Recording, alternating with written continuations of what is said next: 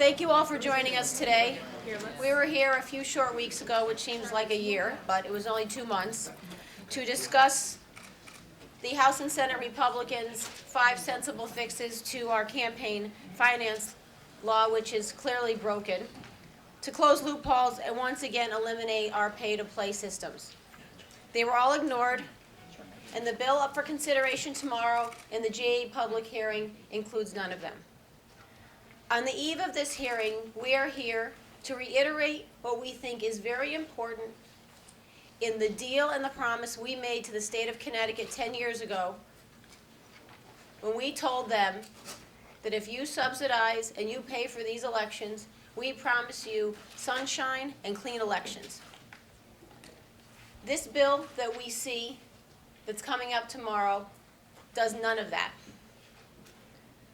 Just to go over our proposals that we put in, we wanted to cap organizational expenditures by the state parties to individual candidates.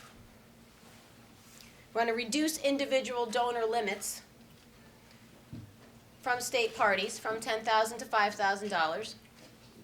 We wanted to stop state contractor funds from being used in state races, which was one of the hallmarks of the clean election proposals and bill we passed many years ago. We want to eliminate grants to unopposed candidates. Now, I know in this proposal tomorrow that has been done to a certain extent, but not to the extent that we believe it should be. And reduce all Citizens Elections Fund grants by 25%. We put them all forward, all of these ideas, because we feel strongly about all of them.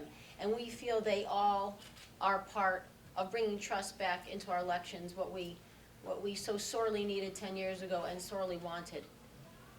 Having said that, I don't necessarily prioritize them 1 to 5, but I think that this whole notion of using federal funds that have been raised all over the country to finance state campaigns is so on point as to what we believe in this state. When I say we, I mean Republicans and Democrats, because that's how this has gone. That's how we got here.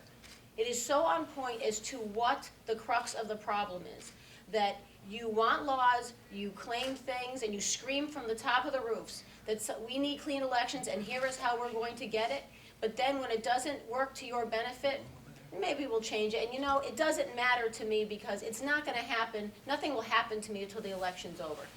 Having said that, I know that Speaker Sharkey has been supportive of the organizational expenditure proposal, and I would certainly hope that between now and the end of session, we're going to sit down and have these conversations and be able to come to some agreement. By any means necessary, it goes to my earlier point.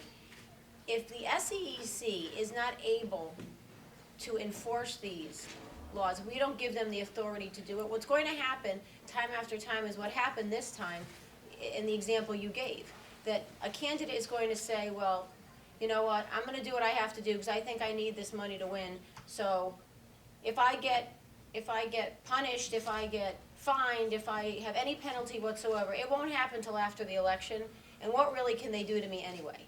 And that's where we are right now. So I think that adds a lot of weight to the fact and to our proposal that we need to give SEC the authority to do something about it when it actually happens.